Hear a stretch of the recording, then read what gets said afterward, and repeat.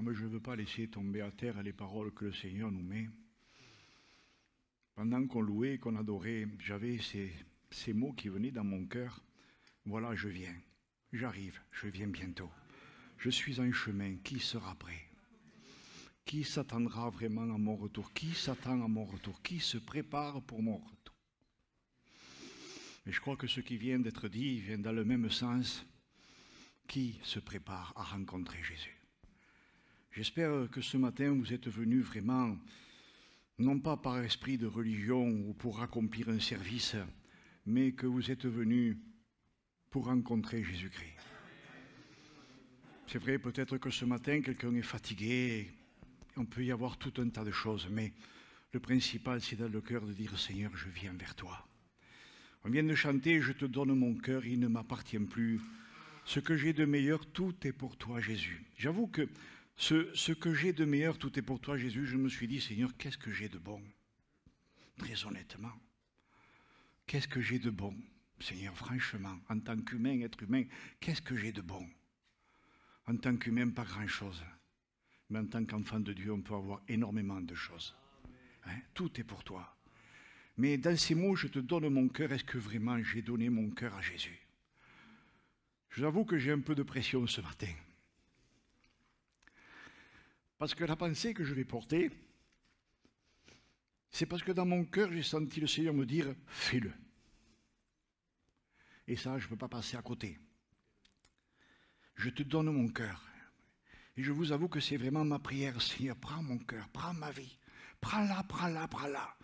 Je vous avouerai en même temps que de l'autre côté, ma chair, elle est là et elle essaie de me tirer vers le bas. Mais son esprit, lui, il me tire, il m'aspire vers le haut. Et plus ça va, plus il m'aspire vers le haut. C'est un merveilleux chant, hein? Mais qu'en est-il vraiment?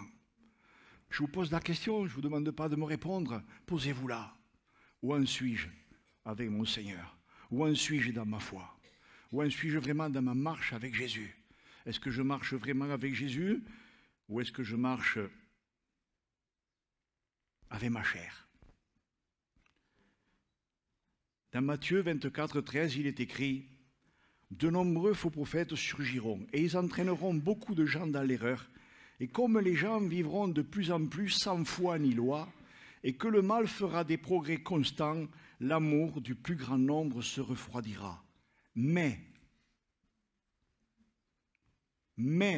celui qui tiendra ferme, autrement dit celui qui persévérera jusqu'au bout sera sauvé. Jusqu'au bout. Hier, il y avait un match de rugby à la télévision. Je n'en ai vu très peu. Mais ce que j'ai retenu, c'est que d'une équipe qui est prête à gagner, qui croit qu'elle va gagner, et l'autre, elle est juste à quelques points de pouvoir gagner. Elle va faire tous ses efforts, il faut qu'elle gagne. Elle va gagner.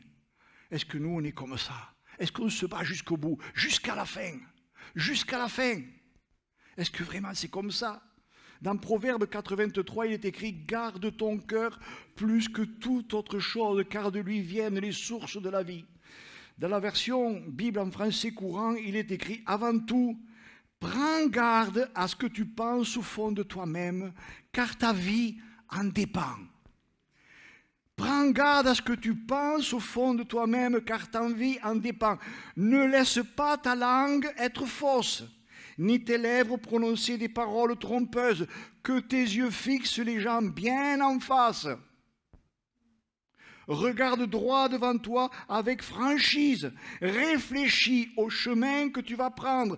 Engage tes pas dans une direction sûre. Ne t'en écarte ni à droite ni à gauche. Tiens-toi éloigné du mal.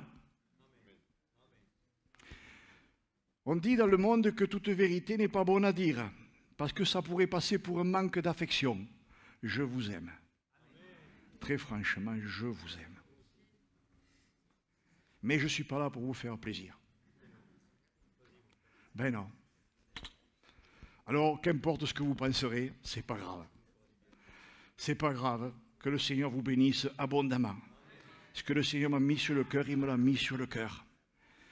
Alors c'est vrai, j'ai relevé beaucoup de versets bibliques. Est-ce que je vais tous les prendre? J'en sais rien. Mais de Timothée 4,2, dans Parole vivante, nous dit « Prêche la parole ». Ah, les prédicateurs, des fois. C'est dur, hein, les prédicateurs, des fois. Ils ne pourraient pas être un peu plus doux, un peu plus conscients. Allez, frère, sois cool quand même un peu. Mais non, non. Paul dira à Timothée, il est jeune dans la foi, Timothée. Timothée, il est un peu craintif, Timothée. Peut-être que Timothée, il est là et il n'ose pas, quoi, il n'ose pas. Mais Paul, il va lui dire, prêche la parole, sois zélé pour elle, proclame avec insistance ce message divin, peu importe que l'occasion t'en paraisse favorable ou non, qu'il soit bien ou mal accueilli. Parle à la conscience de tes auditeurs, démontre, convainc, réfute les erreurs, censure le mal, encourage ceux qui font le bien, exhorte et donne à tous l'enseignement dont ils ont besoin, fais preuve en toutes circonstances d'une patience infatigable. Merci. Quelle patience, hein? Infatigable. Mais j'aime ces paroles. 2 Timothée 4,3 nous dit « Car il viendra un temps, et on y est dedans, mais on y est, mon Dieu, si on pouvait réaliser qu'on y est en plein dedans, car il viendra un temps où les hommes ne voudront plus rien savoir de l'enseignement authentique. Sous l'influence de leurs désirs et pour satisfaire leurs convoitises, ils se choisiront une foule de maîtres. Ils courront de doctrine en doctrine au gré de leur fantaisie, et il y a la démangeaison d'entendre des paroles qui chatouillent agréablement leurs oreilles. Ils se détourneront de plus en plus de la vérité et se rabattront sur des mythes. Mais quoi qu'il arrive, demeure à tous égards vigilant, garde en toutes circonstances le contrôle de toi-même, sois prêt à passer par l'épreuve, apprends à supporter la souffrance, travaille à la propagation de l'évangile, donne-toi complètement à ton ministère. Amen. Paul insiste. L'évangile, ce n'est pas un évangile à l'eau de rose, hein? Ce n'est pas un évangile à l'eau de rose. Elle est dure des fois, l'évangile. Mais c'est pour notre salut, c'est pour notre bien. Je pensais à ce passage qui nous dit « Si méchant comme vous êtes, vous savez donner de bonnes choses à vos enfants, parce que vous n'allez pas donner une pierre ou un serpent à vos enfants. » Alors la pierre, je l'ai mis de côté. J'ai préféré le terme serpent. Une pierre, c'est une pierre, elle est posée par terre, point terminé. Mais un serpent, ah, un serpent. Hein, ça c'est ramper, ça c'est se faufiler, ça c'est se cacher, ça c'est ressortir quand il faut. Ça vous donne une image, le serpent. Hein? Ah, le serpent, ah, le serpent.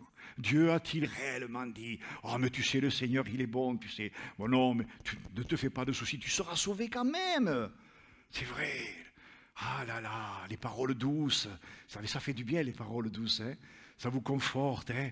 Mais une parole dure, on les aime pas trop les paroles dures, vous voyez un petit peu.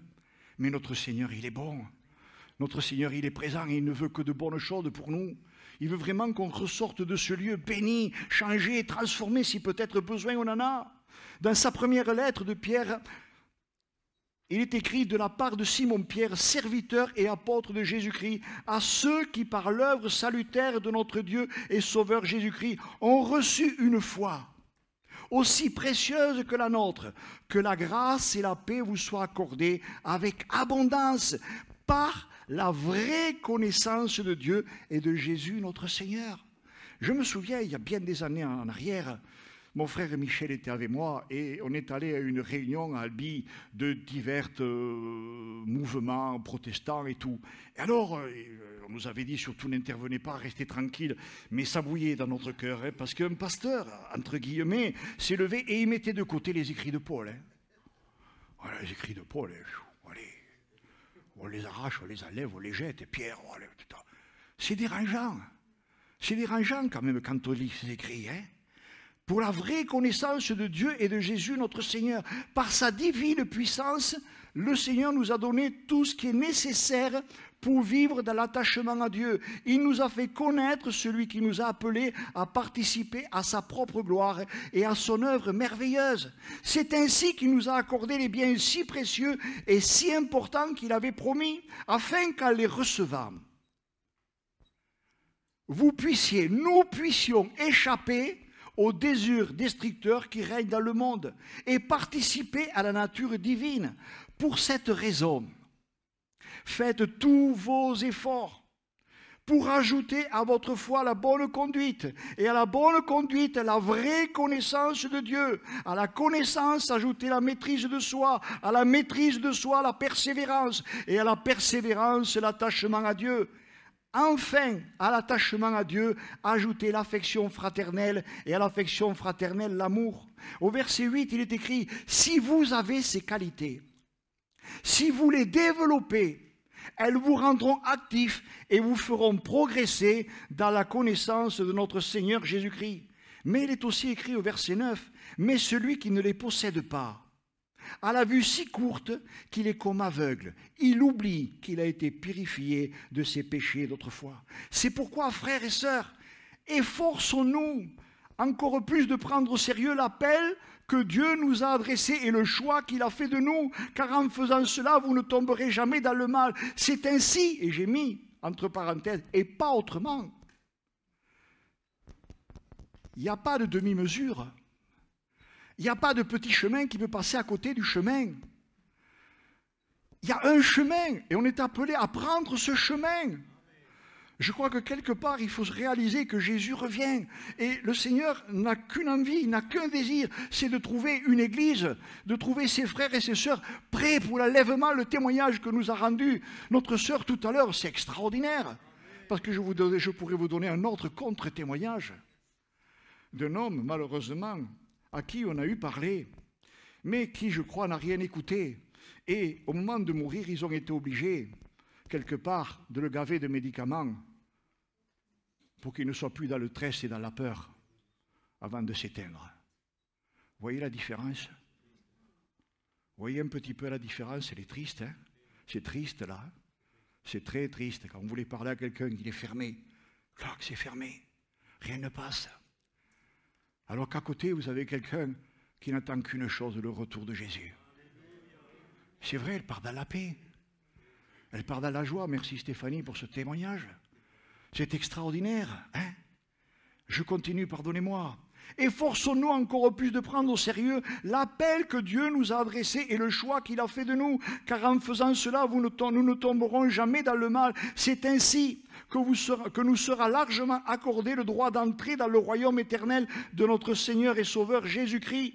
Voilà pourquoi, j'aime bien ça, je vous rappellerai toujours ces choses, bien que vous les connaissiez déjà, et que nous restions fermement attachés à la vérité que nous avons reçue. Mais j'estime juste de vous tenir en éveil par mes rappels tant que je suis encore en vie. C'est beau ça quand même, hein? Un véritable prédicateur de l'Évangile n'a qu'un but dans la vie, c'est de continuer à rappeler à ses frères, à ses sœurs, le chemin sur lequel ils doivent marcher. Oh, des fois, ça peut vous paraître dur. Peut-être des fois, vous sortez et vous vous dites, quand même, c'était dur. Il pourrait avoir des paroles douces. Mais vous savez, des fois, la douceur, ça ne soigne pas un malade. Hein? Des fois, il faut de la dureté. Dans l'amour, bien sûr. Mais un père qui aime son fils, une mère qui aime son fils, elle va tout faire pour lui donner de bonnes choses. Je le disais tout à l'heure, elle ne va pas lui donner un serpent. Vous n'allez pas donner un serpent à votre enfant, enfin quand même. Ou alors c'est une folie, c'est que vous n'aimez pas vos enfants. Mais si vous aimez vos enfants, vous allez leur donner que de bonnes choses, afin qu'ils vivent et qu'ils grandissent comme il faut, comme il faut. Et je crois qu'il n'y a rien de plus beau pour des parents que de voir que les enfants qui grandissent en s'épanouissant dans le bonheur. Bien sûr que la vie, ce n'est pas un long fleuve tranquille. Bien sûr qu'il y a des débats. Mais si les parents donnent un bon témoignage à leurs enfants, les enfants, ils s'en souviendront toujours. Et même si des fois ils vont passer par des chemins tortueux ou difficiles, ils vont se souvenir de ce qu'ils ont entendu, de ce qu'ils ont vu dans leur maison. Et ça va les sauver. C'est ça qui est beau. Je vous rappellerai toujours ces choses, bien que vous les connaissiez déjà et que vous restiez fermement attachés à la vérité. Il n'y en a qu'une vérité, il n'y en a pas deux vérités, il y en a une vérité. Une. Et je ne suis pas là ce matin pour vous faire la morale, pour me faire la morale. Bien au contraire, qu'est-ce que je suis pour juger? Je ne suis pas là pour juger quoi que ce soit ou qui que ce soit. Je vous avoue que je ne suis pas de ceux qui se regardent dans une glace le matin et qui oublient comment ils étaient. Je sais qui je suis. Et je vous avouerai que souvent je me regarde dans la glace et je me dis, Seigneur, comment tu fais pour m'aimer? Comment tu me fais? Je suis tellement imparfait. Mais je veux courir vers cette perfection. Je veux la saisir, cette perfection. Je sais bien que j'arriverai jamais à être un être complètement parfait. D'ailleurs, vous ne pourriez pas me supporter. Comme ça, vous pouvez me supporter. Hein? Mais c'est vrai, je crois qu'on a besoin véritablement de s'accrocher à ça. Et je vous disais qu'on n'est pas là pour juger, parce que j'aime bien ce passage de Matthieu 7,1. Ne portez de jugement contre personne, afin que Dieu ne vous juge pas non plus. Car Dieu vous jugera comme vous jugez les autres. Il vous mesurera avec la mesure que vous employez pour eux. Et je notais ça un petit peu, les pharisiens, les religieux, souvent, c'est terrible, on les centrait sur les défauts des autres. Hein. Ah, tu as vu ce frère, sa sœur, tu as vu son défaut. Waouh! Des fois, le miroir, il faut le tourner. Et regardez toutes les rides que l'on a. Et en vieillissant, alors on en a de plus en plus. Et quand on regarde nos mains et tout, on se dit, pourquoi il y a toutes ces taches qui viennent là? Waouh! Vous n'avez pas remarqué, non? Bon, pour certains, ce n'est pas encore arrivé, mais ça arrivera, vous n'en faites pas. Ça vient à tout le monde. Ça arrive, ça arrive. Mais ce n'est pas un problème, ça. Ce n'est pas un problème, ça. Ce qui compte, c'est d'avoir un cœur pur. Seigneur, renouvelle à moi un cœur pur, un esprit bien disposé. Hein? C'est ça qui compte, on a besoin de ça. Ne pas regarder le défaut du frère ou de la sœur. Et je notais quand même que, et si un frère a un défaut, ou si on sent que vraiment un frère, une sœur, je dirais perd-pied, ou peut-être est en train de glisser, peut-être sans s'en rendre compte, Seigneur, donne-moi les mots. Donne-moi les mots pour lui parler. Vous savez, des fois, on a un défaut. Quand quelqu'un a commis une faute, où on aurait tendance peut-être à aller le voir et puis, plaf! Non. Vous savez, je me souviens de certains témoignages comme ça, où des fois il faut prendre un frère ou une sœur, alors on va faire un petit tour comme ça, et on commence à discuter, je dirais presque de tout et de rien. Et puis tout doucement, on rentre un petit peu dans le sujet, mais sans vraiment arriver au sujet. Et quand on arrive au fond du chemin, on est rentré dans le sujet, et la personne, elle a compris. On n'a eu presque pas besoin de le lui dire, elle avait compris. On a besoin de savoir juger avec amour. Relever le frère et la sœur avec amour. Alors quand je dis avec amour, c'est pas de lui passer de la pommade sur les épaules, c'est pas ça. Des fois c'est vrai qu'on peut être un peu dur. Parce qu'un parent, des fois avec son fils ou sa fille, on est obligé d'être un peu dur, parce qu'il faut être dur. On ne peut pas faire autrement, mais c'est pour son bien.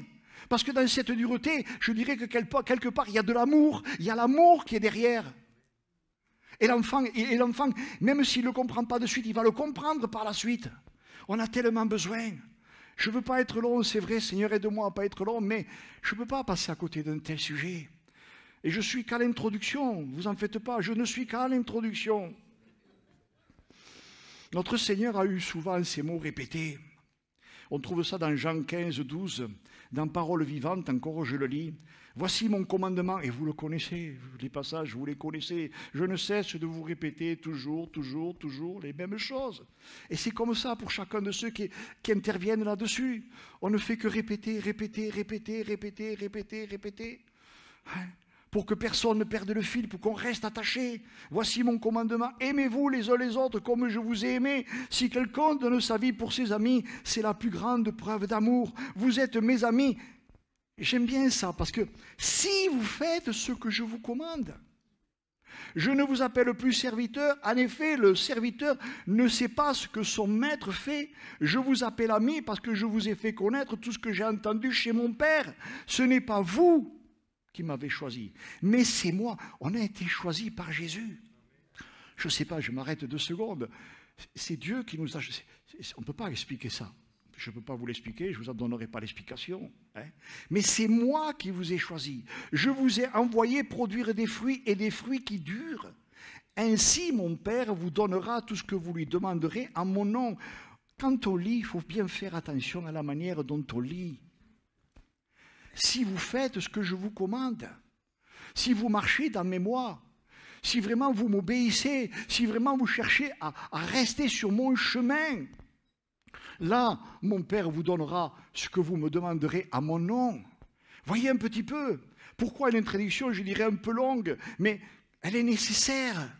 Vous êtes mes amis si vous faites ce que je vous commande. Jésus aura ces mots. Pas Jésus, enfin non, c'est Paul qui a eu ces mots. 1 Timothée 2,8. C'est pourquoi, alors je vais rentrer dans un sujet qui peut-être risque de ne pas plaire. C'est pourquoi je voudrais qu'il y ait en tout lieu, tu peux l'afficher s'il te plaît, 1 Timothée 2,8. Merci. C'est pourquoi je voudrais qu'il y ait en tout lieu des hommes qui prient, en élevant vers le ciel des mains pures, des hommes qui soient libérés. Écoutez bien, écoutez bien. Écoutez bien parce que vous savez, je suis concerné comme vous. Libérés de la colère, de la rancune, des arrière-pensées et d'une manière générale de toute attitude contraire à l'amour, qu'il n'y ait plus ni doute, ni dissension, ni querelle. Je continue. Seigneur, garde-moi des balles. Je voudrais que les femmes agissent d'eux-mêmes, qu'elles soient habillées décemment, avec discrétion et simplicité, que la pudeur et la modestie soient leur parure, qu'elles ne fassent pas de leur coiffure un ornement recherché, qu'elles ne se parent ni de bijoux, or, perles ou pierreries, ni de toilettes somptueuses, mais d'actes inspirés par la bonté et l'amour. Voilà ce qui convient à des femmes qui font profession de piété et qui veulent vivre pour Dieu. Je m'arrête un instant là.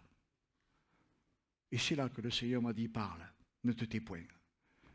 Oh, c'est compliqué. On vit dans un monde où c'est que tout est permis. On vit dans un monde qui est en train de sombrer de plus en plus, je dirais, dans la violence, la pornographie, le sexe, la nudité, et j'en passe. Mais nous, enfants de Dieu, on n'a pas à se conformer au monde, on ne doit pas se conformer au monde. C'est pas évident. Vous savez, je pensais à ça. Alors c'est une autre religion, hein, on en pensera ce qu'on voudra, mais ce n'est pas un problème. Je prends l'exemple d'un témoignage que j'ai entendu comme ça à la télévision. C'est une dame, elle avait l'habitude d'aller se baigner habillée. Après tout, on est libre de s'habiller habillé, si on veut se baigner habillé, pourquoi pas.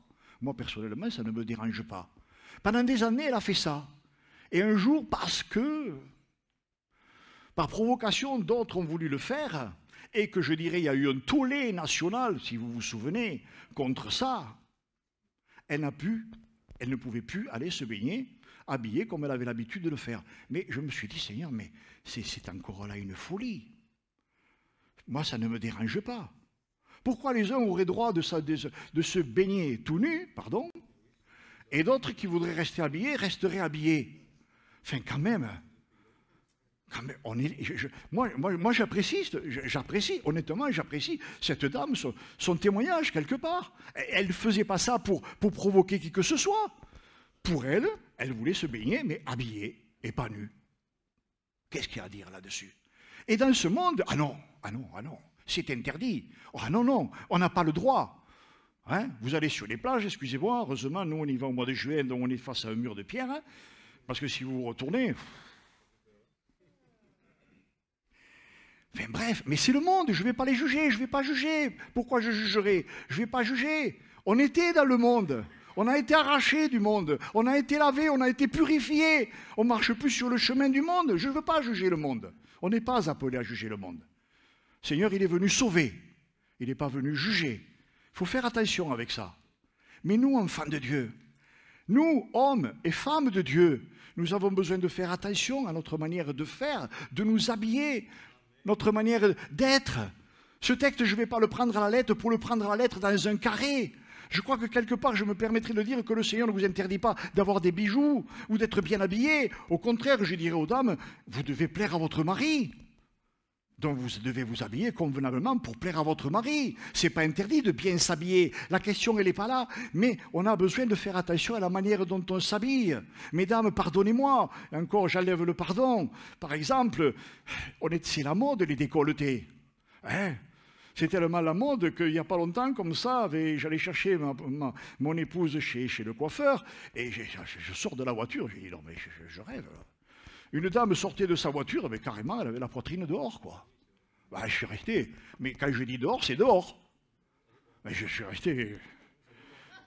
mais en plus, on tombait dans la vulgarité. Mais je ne vais pas juger cette personne-là, pourquoi je la jugerai? Je n'ai pas à la juger.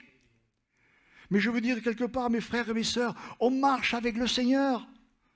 On marche avec le Seigneur. Seigneur, montre-moi comment je dois m'habiller pour être un témoignage.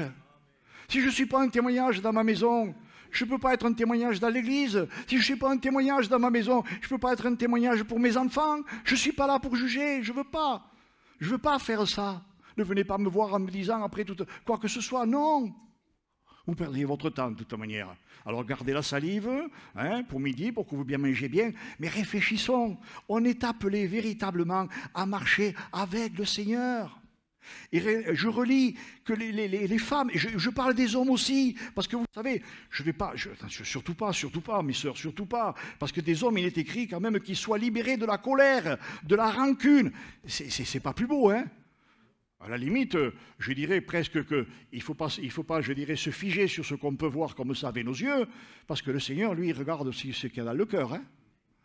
Parce que vous pouvez être habillé comme ça, bien comme il faut jusque-là, hein, mais alors vraiment bien habillé, et dedans, c'est catastrophique, hein, en toute honnêteté quand même. Hein. C'est pour ça que je fais bien attention quand même à ce que je dis.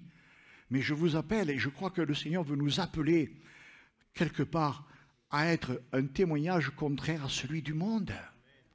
On ne doit pas avoir peur. Ce témoignage que nous donnait notre sœur tout à l'heure, de cette dame qui priait le Seigneur Jésus, elle a tenu jusqu'au bout, vous vous rendez compte, 100 ans et demi, et ça m'a fait penser quand même un petit peu, quelque part, à Noé. Noé, la construction de l'arche. Alors je ne sais plus si c'est 100 ans ou 120 ans, je ne sais plus, j'ai un trou de mémoire, c'est pas grave. Mais vous vous rendez compte, ils étaient des millions sur cette terre, certainement. Combien il y en a qui ont été sauvés? Combien? Et plus fort. 8. 100 ans. Je ne sais pas si on se rend compte, pendant 100 ans, Noé, c'est vrai, le Seigneur était là, il le gardait. Il gardait la construction de l'arche. Personne ne pouvait nuire à la construction de l'arche. Mais qu'est-ce qu'ils ont dû en entendre pendant 100 ans? Les moqueries, mon Dieu, qu'est-ce qu'ils ont dû en prendre? Les gens devaient venir de partout, mais ils ont dû subir toutes les moqueries possibles et imaginables. Tu es fou, Noé, mais je ne sais pas tout ce qu'ils ont dû entendre. Et un jour, ils sont rentrés dans l'arche. Et c'est le Seigneur qui a fermé la porte de l'arche. Je ne sais pas si on peut s'imaginer, et quand l'eau a commencé à monter, je regardais un reportage à la télévision sur des inondations qui ont eu lieu en Belgique, en Allemagne, en 2021. Et ce sont des petites inondations qui ont fait des dégâts extraordinaires.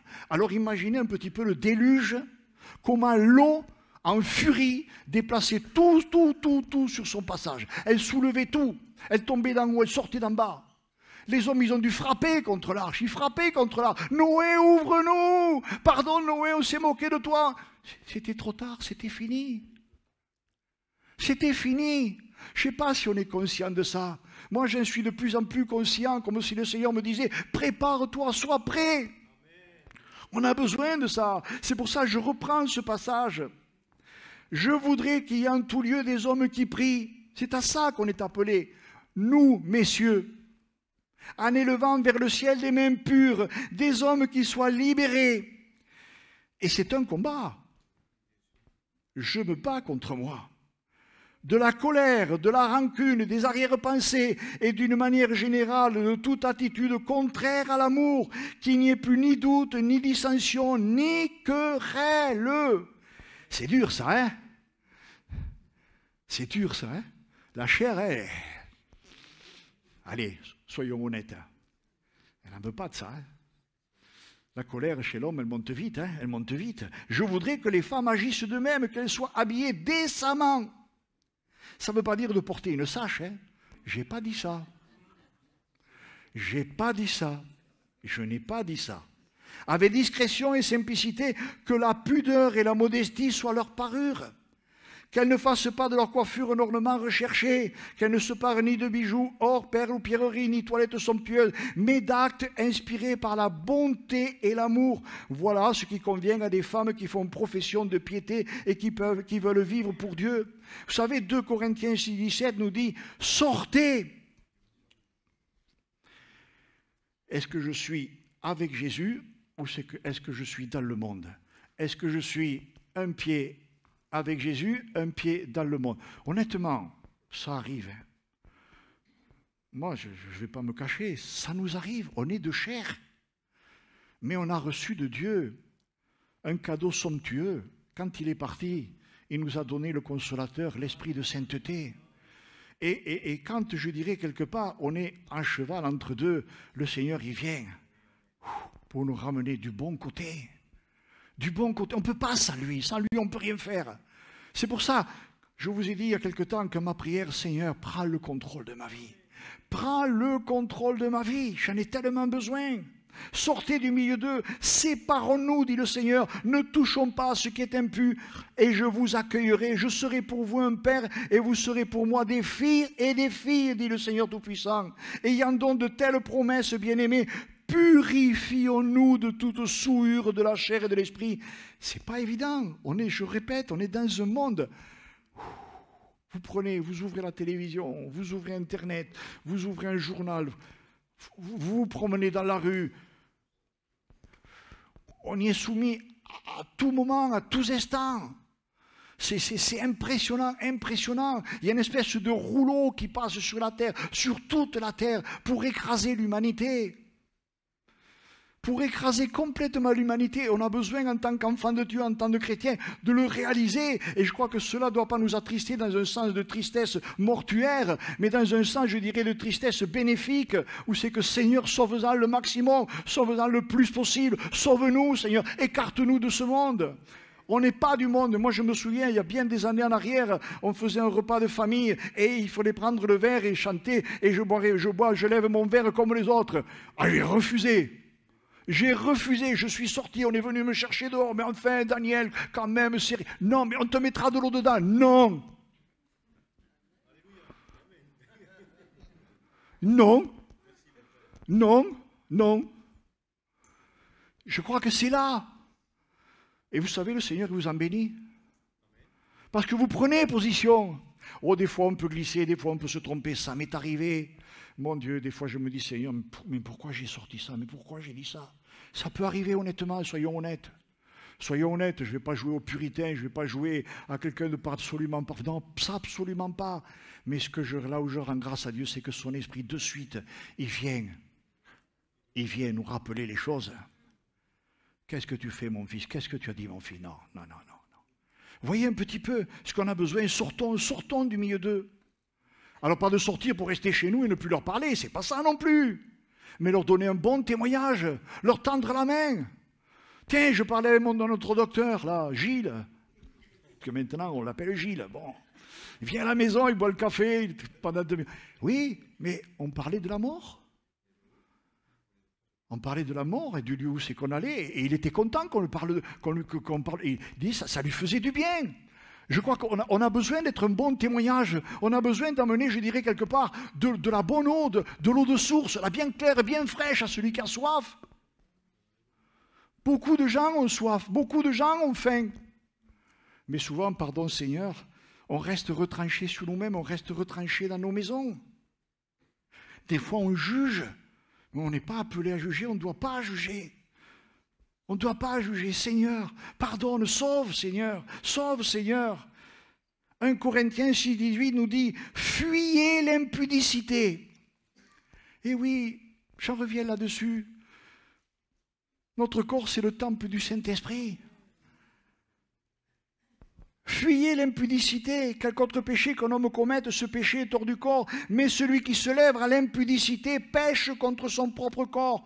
Ne savez-vous pas que votre corps est le temple du Saint-Esprit qui est en vous, que vous avez reçu de Dieu et que vous ne vous appartenez point à vous-même, car vous avez été rachetés à un grand prix. Glorifiez donc Dieu dans votre corps et dans votre esprit qui appartiennent à Dieu. Et 2 Corinthiens 11,1 nous dit « Oh, si vous pouviez supporter de ma part un peu de folie. Mais oui, supportez-moi. » Vous me supportez? Car je suis jaloux de vous d'une jalousie de Dieu, parce que je vous ai fiancé à un seul époux pour vous présenter à Christ comme une vierge pure. Comme une vierge pure. Voyez un petit peu, on est sauvé par grâce, hein? C'est une grâce, on est sauvé par grâce, on ne mérite rien. Mais quelque part, faisons tous nos efforts. Mes frères, mes sœurs, enfants, jeunes filles, jeunes hommes. Seigneur, aide-moi à rester dans la pureté. Aide-moi vraiment, Seigneur mon Dieu, à ne pas ressembler à ce monde. On n'est pas appelé à ressembler à ce monde. C'est pourquoi je reprends ces paroles de Paul à Timothée. Prêche la parole, insiste en toute occasion, favorable ou non, reprends. Voyez, écoutez bien, reprends, censure, exhorte avec toute douceur et en instruisant. 2 Timothée 2,3, souffre avec moi comme un bon soldat de Jésus-Christ. Au verset 15, efforce-toi de te présenter devant Dieu comme un homme éprouvé, un ouvrier qui n'a point à rougir, qui dispense droitement la parole de la vérité. Ah ouais. Quand notre frère Jérôme prêche, des fois, ça c'est vrai, de toute manière, il ne passe pas à côté. Mais c'est vrai. Mais on est appelé à ça. Nous, prédicateurs, entre guillemets, on n'est pas plus que vous, hein, surtout pas. On pourrait tomber des marches, ça ne me gênerait pas d'être en bas, complètement. Hein? Mais on est appelé à ça. Efforce-toi de te présenter devant Dieu comme un homme éprouvé, un ouvrier qui n'a point à rougir, qui dispense droitement la parole de vérité. Imaginez que je vous dise ce matin comme ça, oh mes frères et mes sœurs, vous savez, on est dans ce monde et puis maintenant il faut une évangile au goût du jour. Hein. Enfin le Seigneur vous aime, vous savez, il nous aime tous. Mesdames, faites comme vous voulez, habillez-vous comme vous voulez. Messieurs, faites comme vous voulez, habillez-vous comme vous voulez. C'est pas l'évangile de Christ. Hein. Mais petit à petit ça rentre. Tout doucement, insidieusement, ça rentre. Mais des fois on ne le fait même pas exprès. C'est devenu une telle mode à l'extérieur qu'on ne le fait pas exprès. Moi, j'accuse personne parce que des fois, je dis même à mon épouse, c'est devenu tellement normal, tellement courant. On n'y fait même plus attention. Mais nous, en tant qu'enfants de Dieu, on doit y prêter attention. On doit y faire attention. 2 Timothée 2,16 nous dit « Évite les discussions qui servent à rien, vaines. Ne perds pas ton temps à des conversations mondaines sans valeur spirituelle. » Tout cela a pour seul résultat de favoriser les progrès de l'impiété, en sorte que les hommes s'éloignent de Dieu et s'écartent de la vie conforme à sa volonté. La parole de ces gens est une véritable maladie infectieuse. Partout, elle étend ses ravages comme la gangrène. Elle ronge et se propage dans tout le corps. Je vous disais, ne sombrons pas dans l'évangile au goût du jour, parce que c'est ça, tout doucement, qui est en train de rentrer. Tout doucement. Insidieusement, on écarte tout doucement certaines paroles de Paul, de Pierre. On écarte tout ce qui dérange. Alors on voudrait rester Jésus m'aime, Jésus nous aime. Oui, c'est beau. C'est beau, c'est beau, c'est vrai que Jésus nous aime. Jésus t'aime, c'est vrai. C'est vrai, c'est incontestable. Sauf que le Seigneur nous appelle à renoncer à l'impiété. À renoncer, je dirais, à la vie de ce monde. Maintenant, je répète, ce n'est pas pour se retirer dans un couvent, hein, ou dans un monastère. Non, non, non, non, surtout pas. Mais à être des témoins pour ceux qui sont à l'extérieur. À être vraiment des témoins. Parce que le jour vient où le Seigneur va venir nous chercher. Et moi, je veux être prêt. Et c'est là notre responsabilité, à nous prédicateurs, c'est là la responsabilité de Jérôme, dans la conduite de l'église locale, c'est d'amener tous ses frères, tous ses sœurs, les enfants, les jeunes hommes, les jeunes filles, au salut de Dieu. Vous vous rendez compte quand même quand quelque part, à la fin d'une vie, un homme, une femme peut dire qu'il a mené tous ses enfants au pied de la croix. Vous vous rendez compte un petit peu quand on va un jour monter dans le ciel de gloire, je ne sais pas comment ça va se passer, je ne sais pas, ça sera quelque chose de tellement extraordinaire, tellement merveilleux. Imaginez un petit peu, je ne sais pas l'image, mais un père et une mère qui tiennent tous ses enfants et ses petits-enfants par la main. Ils sont tous ensemble et ils montent. Vous vous rendez, mais enfin, c'est le plus beau des cadeaux, c'est la plus merveilleuse des choses. Parce qu'il y a le contraire aussi.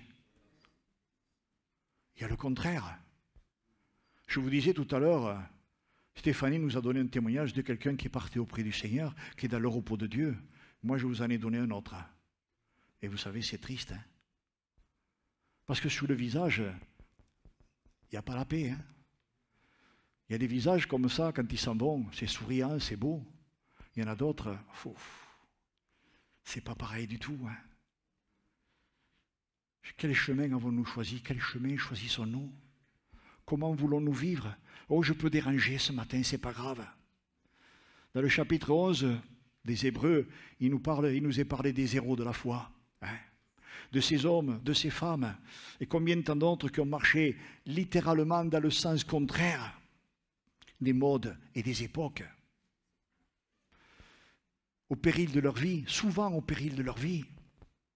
D'ailleurs, actuellement, même aujourd'hui, 300, je vous l'ai déjà dit, plus de 300 millions de chrétiens sont persécutés dans le monde.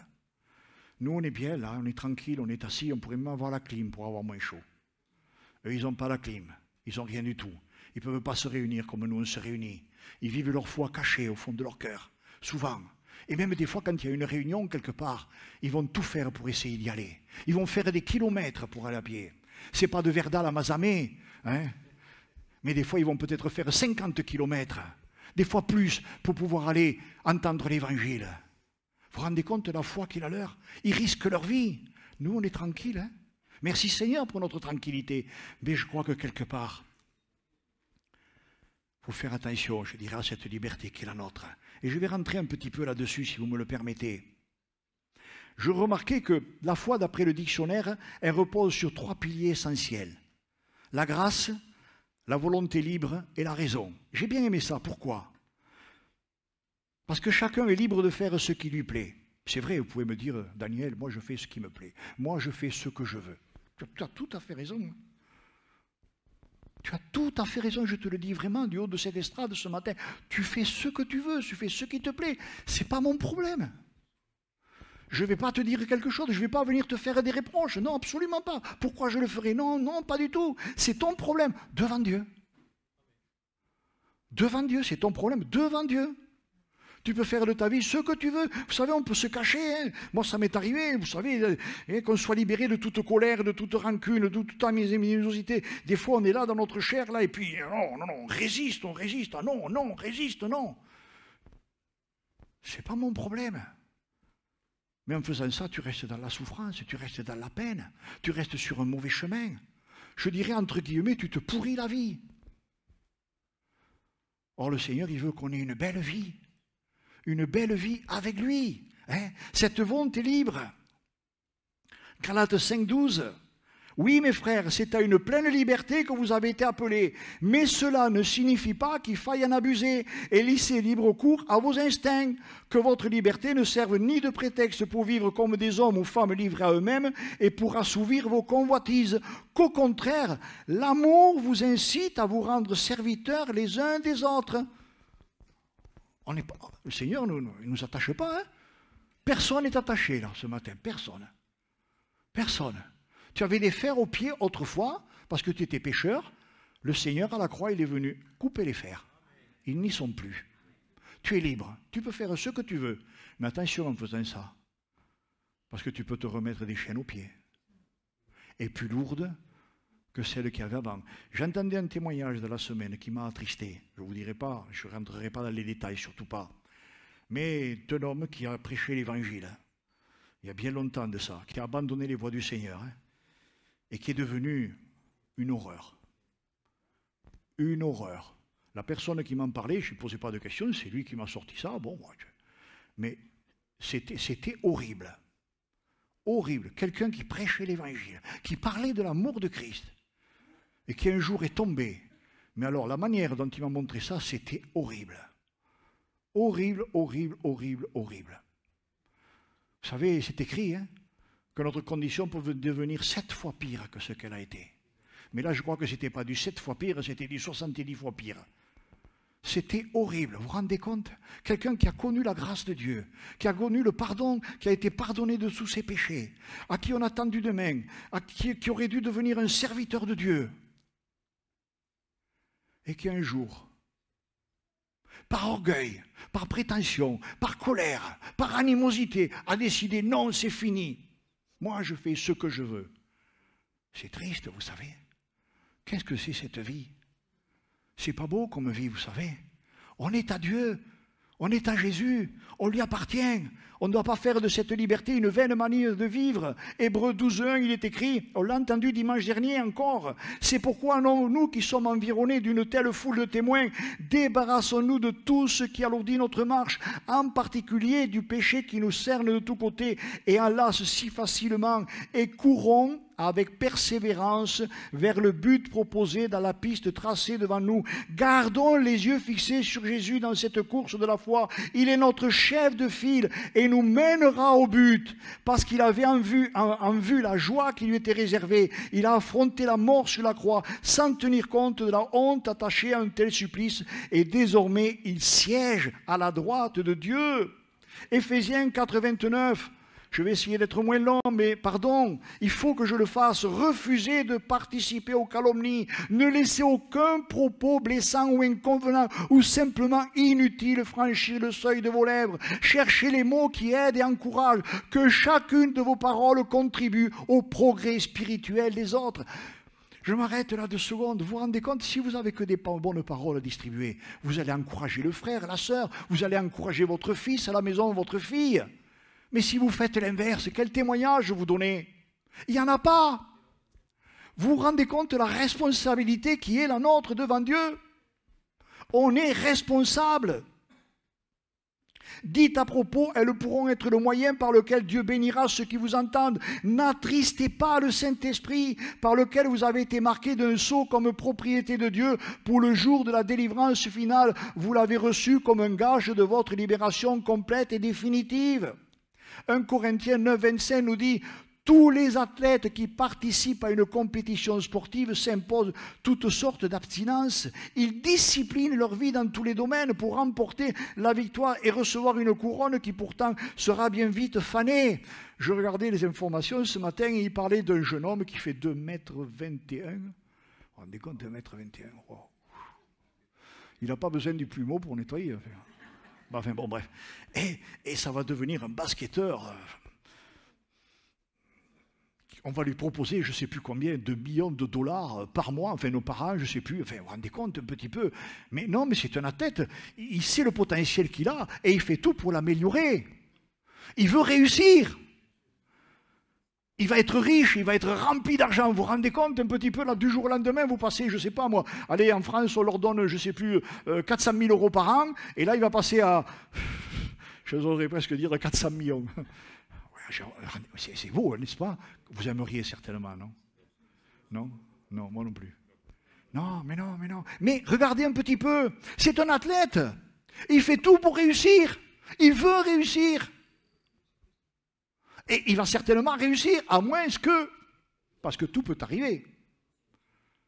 Mais nous, alors, à plus forte raison. Et je continue, alors que nous aspirons à une couronne qui ne se flétrira jamais.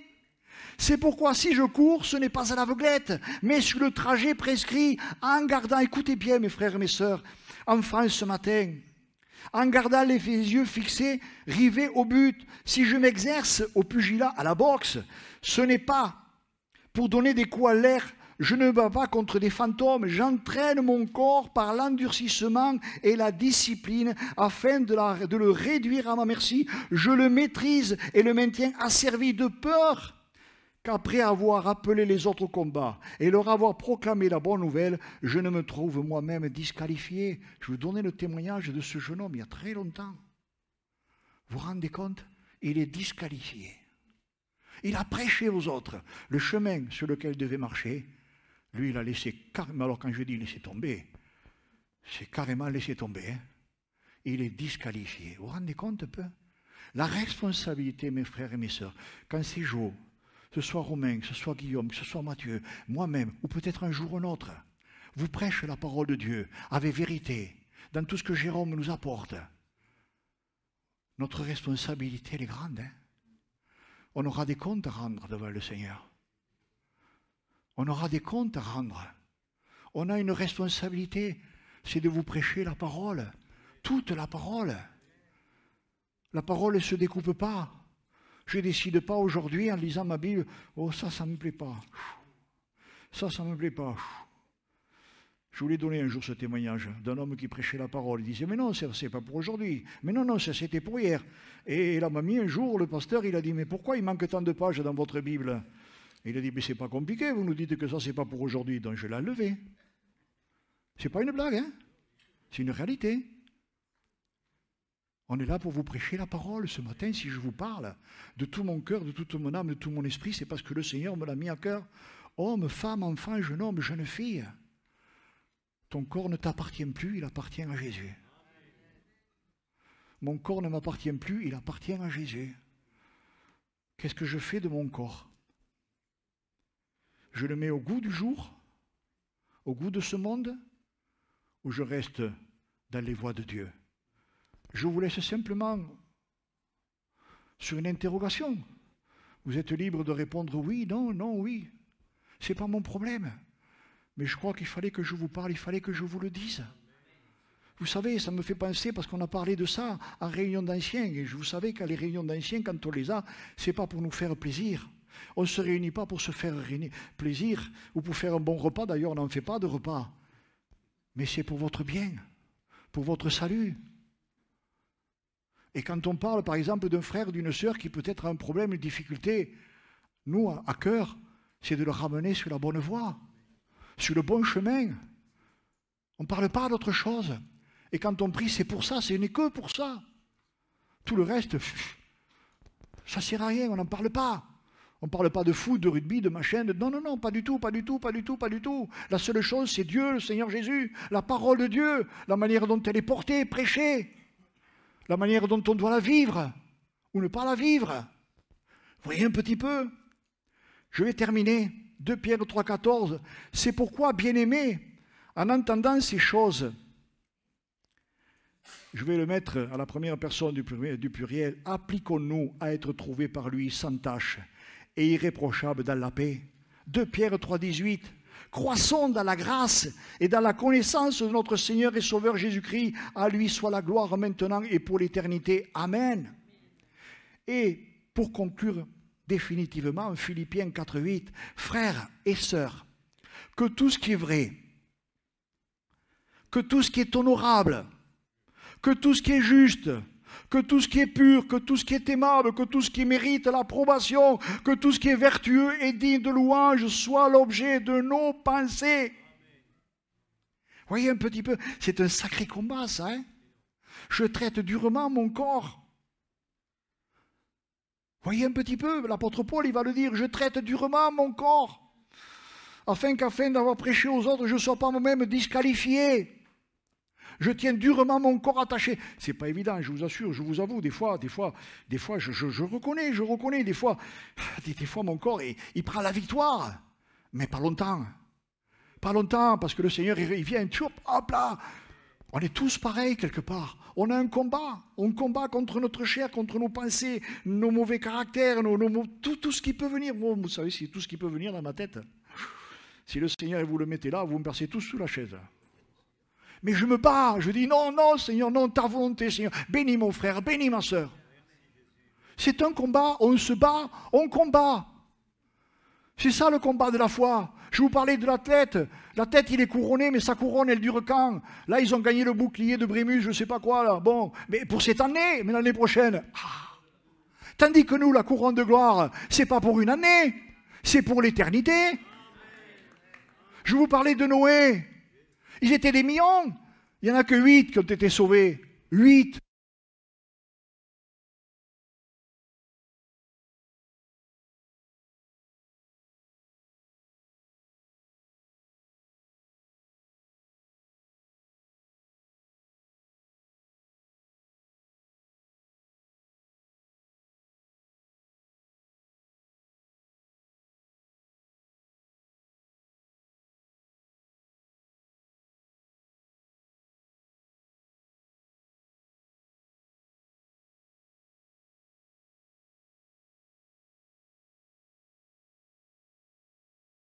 Un, deux. Ah, que c'est beau quand même, c'est beau. Mais je conclus. Je suis à ma troisième conclusion. Hein? Et je vais reprendre ce que notre frère Jérôme nous a dit dimanche dernier. Le premier des psaumes. Celui, je dirais, qui ouvre la route à tous les autres. Je dirais celui qui montre la beauté du chemin, la grandeur du chemin, la grandeur de Christ, la beauté de Christ. Hein?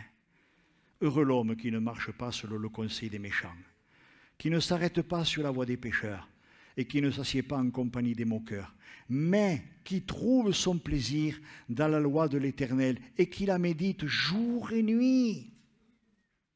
Jour et nuit. Il est comme un arbre planté près d'un courant d'eau, qui donne son fruit en sa saison et dont le feuillage ne se flétrit point.